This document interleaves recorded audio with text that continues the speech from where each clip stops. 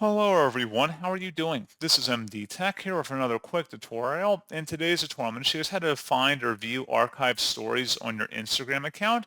So this should hopefully be a pretty straightforward process here, guys. And without further ado, let's go ahead and jump right into it.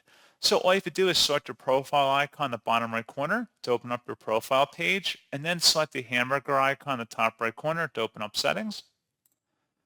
Underneath versus how you use Instagram, select the archive button, and this will give you an archive of any of your stories, and you can look and see archived highlights as well, and or any other items in here too.